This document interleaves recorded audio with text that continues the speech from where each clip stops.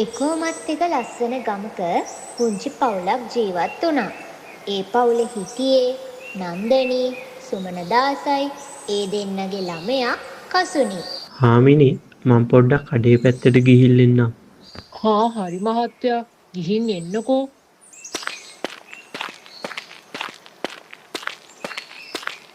ඉතින් මේ දෙන්නගේ ළමයා කසුනි කෑමවලට නම් හරිම පෙරේතයි.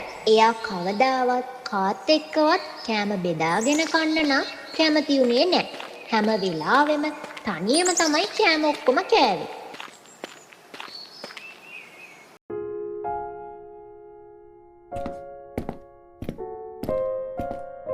මගේ දුවේ කෝ අම්මා?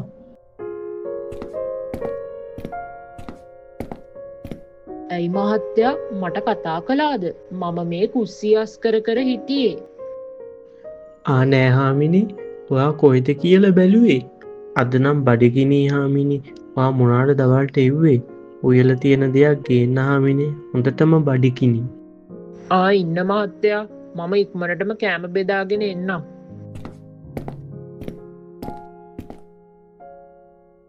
දුව සද්ද නැතුව හොඳට කනව නේද? ඔව් තාත්තේ, අද නම් ගොඩක් බඩගිනි. මේ ටිකත් කාලා තව ටිකක් බෙදාගෙන කන්න ඕනි. හරි හරි මගේ දුවේ, ඔයා කන්නකෝ. අම්ම කෑම ගොඩක් උයලා ඇත්තේ.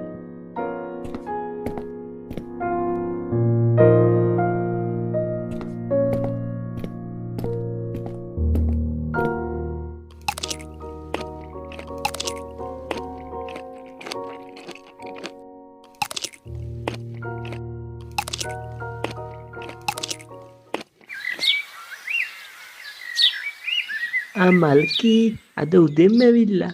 කෝ කසුනියාවේ නැද්ද?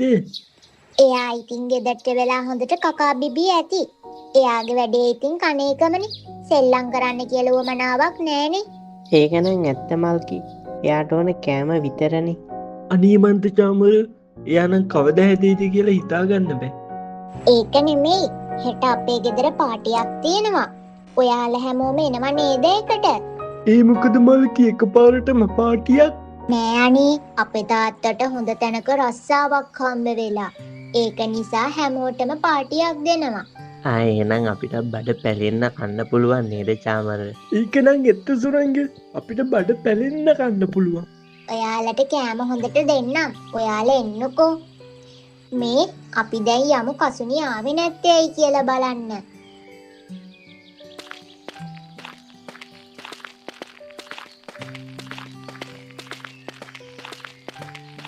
මේ බලන්නකෝ.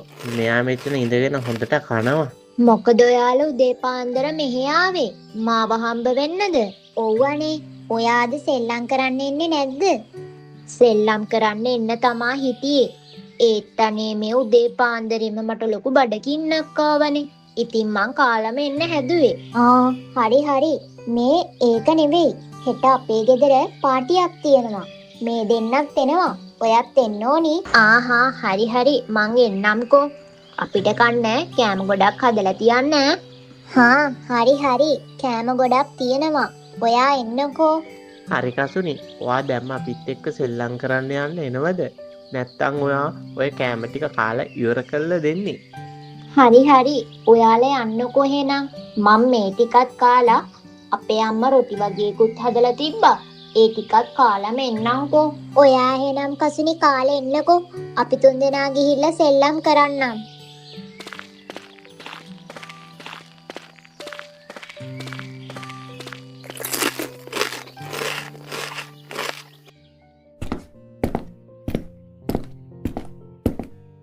මේ මහත්තයා මල්කි දුවගේ ගෙදර පාටියක් තියෙනවලු. ඔයා ඒ ගැන දන්නවද? ඔව් හාමිනේ, මටත් ආරංචි වුණා මං කඩේට ගියපු වෙලේ. අද උදේ මල්කි දුවත් ඇවිල්ලා අපේ දුවට කියලා තියෙනවා පාටියට එන්න කියලා. මට බය අපේ දුව පාටියට ගිහිල්ලා ඒකේ තියෙන කෑම සේරම ඔක්කොම කාලා පාටිය විනාශ කරාවිද කියලයි. හාමිනේ, එහෙනම් දුවට පොඩ්ඩක් මෙහෙට එන්න කියලා කතා කරන්නකෝ. හරි මහත්තයා, මම දුවට කතා කරන්නම්. මහත්තයා පොඩ්ඩක් දුවට කියලා දෙන්නකෝ. කසුනි දුවේ පොඩ්ඩක් මෙහෙට එන්නකෝ. මේ තාත්තා කතා කරනවා.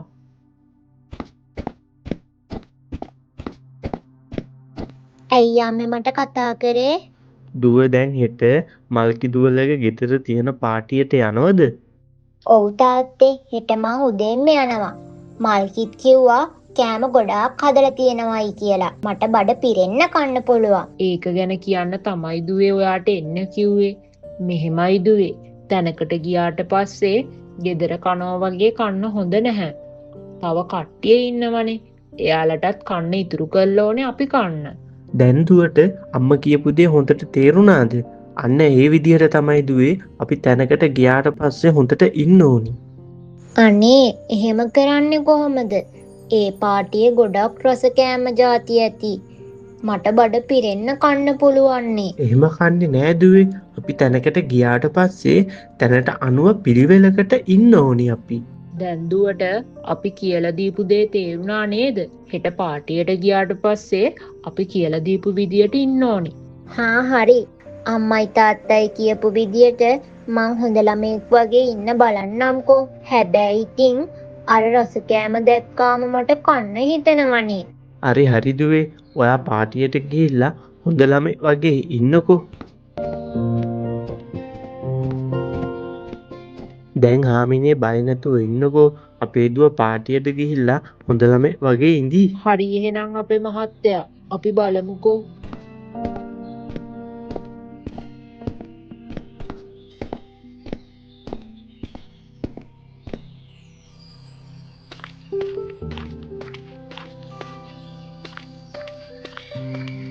ඔයාලා දෙන්න මේ උදේ පාන්දරම අපේ ගෙදරද යන්නේ?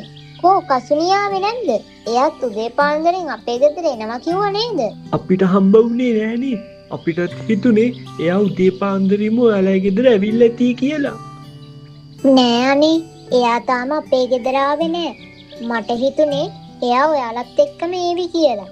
අර එනව පේන්නේ එයා නේද? ඔව්. ඒ ඉන්නේ කසුනි තමයි.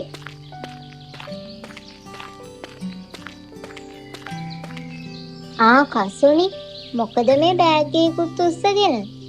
නෑ මම මේ බෑග් එක ගෙන ආවේ ගෙදර යද්දි කෑම ටිකක් ගෙනියන්න. එතකොට මට ගෙදර ගිහිල්ලත් කන්න පුළුවන්නේ. ඔයාට නම් කසුනි කෑම කිව්වොත් ඊට වඩා දෙයක් නෑ නේද? අනේ එහෙම කියන්න එපා මල්කි. රස කෑම දැක්කහම කන්න හිතනවනේ. ඒකයි මම බෑග් එකකුත් අරගෙන ආවේ. හරි. දැන් යමුකෝ කට්ටියම අපේ ගෙදර.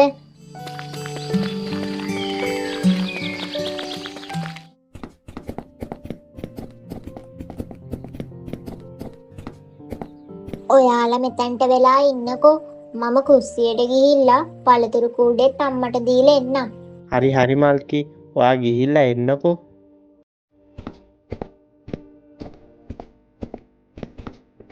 කසුනි මයි සුරංගයි එළියට යනවා. ඔයත් එනවද? ඔයාලා ගිහින් එන්නකෝ. මම මෙතැන්ට වෙලා ඉන්නම්.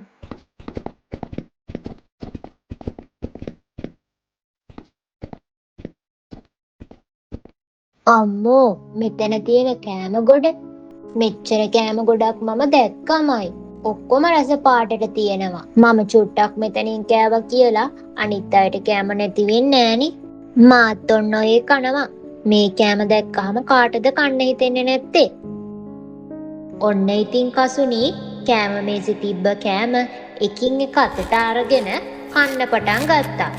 ඉතින් මේ කසුනිවත් දන්නේ නෑ කෑම මේසෙ තිබ්බ කෑම භාගයක් මෙයා කාලා කියලා. අන්තිමට මේ කසුනිවත් දන්නේ නෑ කෑම මේසෙ තිබ්බ කෑම භාගයක්ම කසුනි කෑවා කියලා.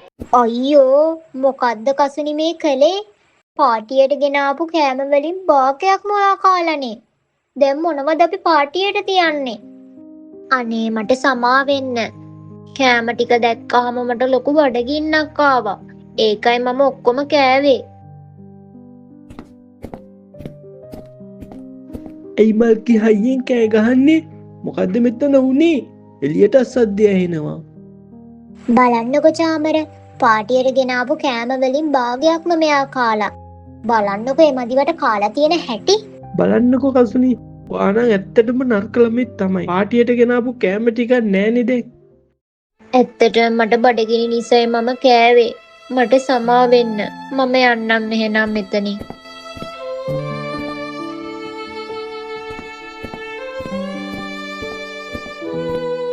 බලන්නකො මහත්තයා හරි වැඩේනේ වෙලා තියෙන්නේ. අපේ දුව මල්කි දුවලෑ ගෙදර ගිහිල්ලා තිබ්බ කෑම සේරම කාලා. දැන් ඒක ගැන තමයි ගමේ සේරම අය කතා වෙන්නේ.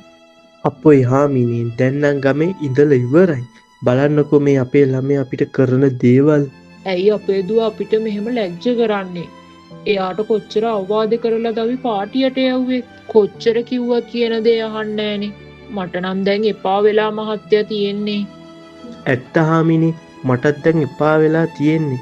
මේ ළමයට කොච්චර කියලා දුන්නත් මේ ළමයා කියන එක අහන්නේ නෑනේ හාමිනේ.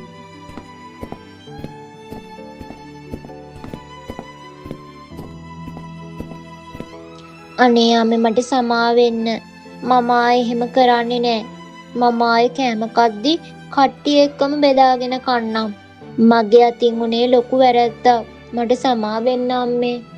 හරි මගේ දුවේ. ඔයා ඒ විදියට ඉන්නවා නම් අපිටත් ගොඩක් සතුටුයි.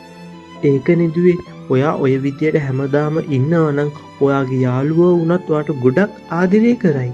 හරි අම්මේ තාත්තේ. මං ආයේ වගේ වැඩ කරන්නේ. අද ඉඳලා හොඳ ළමෙක් වගේ ඉන්නවා.